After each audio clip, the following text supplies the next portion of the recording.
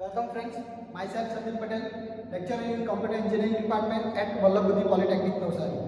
In last lecture we learned the linear search. In linear search we are match all the elements of array with our search key and find the particular search value. Okay. Now the linear search is not reliable for more than 1000 elements or data, more 2000, 5000. Okay. So to overcome this problem, we going to learn the binary search. Binary search overcome this problem. Now we see how it overcomes the linear search problem. Okay. First of all, we are go to the algorithm. આ અલ્ગોરિધમનું નામ છે binary search. તેની અંદર parameter pass કરવામાં આવેલા છે list એટલે કે એરે એન્ડ ધેટ મીન્સ કે કેટલા નંબર્સ ઓફ એલિમેન્ટ આપણે ઇન્સર્ટ કરવાના છે તે x એટલે કે જે વેલ્યુને આપણે સર્ચ કરવા માંગીએ છીએ. અલ્ગોરિધમમાં ફર્સ્ટ સ્ટેપ છે ઇનિશિયલાઇઝેશન મીન્સ કે વેરીએબલનું ડિક્લેરેશન થશે. તેની અંદર આપણે એક લો નામનો એલિમેન્ટ લીધેલો છે તેની વેલ્યુ આપણે 0 નાખી છે. ત્યારબાદ એક હાઈ નામનો વેરીએબલ લીધેલો છે તેની વેલ્યુ n-1 છે. ત્યારબાદ એક ફ્લેગ નામનો વેરીએબલ છે જેની ઇનિશિયલ વેલ્યુ આપણે 1 મૂકીશું. ત્યારબાદ આપણે છે એક લૂપ while લૂપ લીધેલ છે જેમાં low less than equal to high અને આ સ્ટેપ રિપીટ થશે 3 to 4. આ સ્ટેપને આપણે કન્ટિન્યુઅસલી રિપીટ કરવાનું છે. આનો એક રીઝન છે બાઇનરી સર્ચ જે કરી તે હંમેશા સોર્ટેડ લિસ્ટ પર કામ કરશે. એટલે જો તમને એક્ઝામમાં અનસોર્ટેડ લિસ્ટ આપવામાં આવે તો જોઈ શકો છો તમે બધા સોર્ટેડમાં કરેલા છે. સપોઝ આ બધું લિસ્ટ અનસોર્ટેડ હોય બરાબર, તો તેને સૌપ્રથમ આપણે સોર્ટેડ લિસ્ટ કરવા પડશે. ત્યારબાદ જ આપણે બાઇનરી ઓપરેશન પરફોર્મ કરી શકીશું. ઓકે. સો ત્યાર પછી આપણે એક મિડ વેરીએબલ લેવામાં આવે છે. તો મિડ જે છે તેની વેલ્યુ આપણે કેવી રીતે ફાઇન્ડ કરેલી છે લો પ્લસ હાઈ ડિવાઇડેડ બાય 2. એટલે લો ની જે વેલ્યુ હશે તે વત્તા હાઈ ની વેલ્યુ અને તેને 2 વડે ભાગવામાં આવશે. ત્યારબાદ જે વેલ્યુ આવશે જે મિડની વેલ્યુ આવશે તેના આધારે આપણે x સાથે તેને કમ્પેર કરીશું. શું તે x એટલે આપણે સર્ચ વેલ્યુ. સર્ચ વેલ્યુ કરતા એ નાની હશે તો high is equal to mid minus 1 કરીશું. જો x ની વેલ્યુ આપણે જે મિડ મળેલો હશે તેના કરતા મોટી હશે તો આપણે low is equal to mid plus 1 કરીશું. અધરવાઇઝ એ બંને ઇક્વલ થશે સર્ચ વેલ્યુ અને જે લિસ્ટ મિડની વેલ્યુ છે. જો મળી જાય તો આપણે તેને search is successful at mid plus 1 કરીશું, એક્ઝિટ થઈ જશે. અગર ના મળે તો આપણે એ સ્ટેપ કર્યો તો flag double equal to 1. That means કે ફ્લેગની વેલ્યુ આપણે 1 ની 1 જો રહે તો શું થશે એનો મતલબ સર્ચ ઇઝ અનસક્સેસફુલ. જો આપણે એની વેલ્યુ અહીંયા સર્ચમાં મળી જાય તો આપણે ફ્લેગની વેલ્યુ કેટલી નાખીશું 0. જો સર્ચ થઈ જાય તો આપણે 0 નાખીશું એટલે 0 ડબલ ઇક્વલ ટુ 1 કન્ડિશન ખોટી એટલે ડાયરેક્ટ બહાર નીકળી જશે. ઓકે. તો આ રીતે આપણો અલ્ગોરિધમ છે. હવે આ અલ્ગોરિધમને આપણે એકદમ સરળ રીતે આપણા એક્ઝામ્પલ પર યુઝ કરીશું જેથી કરીને આપણે આની વધારે અને વિસ્તૃત માહિતી મળી શકે. ચાલો આ ડાયાગ્રામ પરથી આપણે જોઈ શકીએ એક લિસ્ટ લીધેલ છે ધેટ મીન્સ કે n લિસ્ટ નામનો એરે છે. તેની અંદર ટોટલ વેલ્યુ કેટલી નાખવામાં આવે છે એની વેલ્યુ કે છે તો તે વેલ્યુ આપણે 0 થી 12 સુધીમાં ઇન્સર્ટ કરવાની છે. બધી વેલ્યુ સોર્ટેડ કરેલી છે. જો તમને અનસોર્ટેડ આપવામાં આવેલી હોય તો તેને કમ્પલસરી આપણે સોર્ટેડ કરવા પડશે. ત્યારબાદ જ આપણે તેનું ઓપરેશન કરીશું. ત્યાર પછી એક ઇન્ડિકેટર આપેલું છે તો કે જે 0 વેલ્યુ છે 0 લોકેશન પર 11 છે તે આપણે એક લિસ્ટ લો તરીકે આપણે એ જોઈએ છે કે લો લીધેલો છે.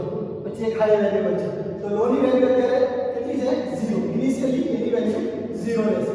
એટલે આપણે સપોઝ લખી લઈએ લો ઇઝ ઇક્વલ ટુ 0 એટલે લિસ્ટ લો તો ઈ વેલ્યુ થશે 11. ઓકે. એવી રીતે આપણે હાઈ લીધેલું છે. હાઈ એટલે કે જે તમારા એરેમાં છેલ્લી વેલ્યુ છે તો તેની વેલ્યુ છે આપણા પાસે 12. That means list high is equal two 99. Okay. આ હાઈ ને લો આપણે જે ઇનિશિયલી લીધેલા તેના પ્રમાણેની વેલ્યુ છે. ત્યારબાદ શું કરવાનું છે તો કે થર્ડ સ્ટેપમાં મિડ ફાઇન્ડ કરવાનું છે. મીન્સ કે mid is equal to low plus high divided by 2. That means લો આપણો 0 છે લોકેશન લખવાના છે. હાઈ આપણો 12 છે divided by 2 that means 6. Mid કેટલા 6 મિડ આપણો. That means list mid equal to list 6 is equal to 55. Okay આપણે 55 ફર્સ્ટ સ્ટેપમાં મળ્યું. તો આમાંથી શું થશે તો કે લિસ્ટ મિડ જે મળે તે આ લિસ્ટને બે ભાગમાં ડિવાઈડ કરશે. આ અપર પાર્ટ આ લો આ લોઅર પાર્ટ કહી શકાય અને આપણે અપર પાર્ટ કહી શકીએ. ઓકે આ તમારો લોઅર થઈ ગયું આ તમારો અપર થઈ ગયું. હવે બાઇનરી સર્ચ શું કરશે જે સાઈડે તમારી સર્ચ જશે मींस के x ની વેલ્યુ પ્રમાણે જે કન્ડિશન તમારી સેટિસ્ફાઈ થશે તે સાઈડે પોતાની સર્ચ કન્ટિન્યુ રાખશે. હવે આપણે પહેલા શું કરવું છે કમ્પેર કરવું છે. તો કે x ની વેલ્યુ मींस કે સર્ચ વેલ્યુ જે કરી તે તમારી લિસ્ટ મિડ કરતા મીંસ કે 55 કરતા નાની છે મોટી છે કે ઇક્વલ છે. તો આપણે એ પહેલા જોઈશે કે તો કે લિસ્ટ મિડ 55 છે બરાબર. તો પહેલી કન્ડિશન આપણે ચેક કરીશું x greater than list mid that means કે 55 x less than 55 और x डबल इक्वल टू 55.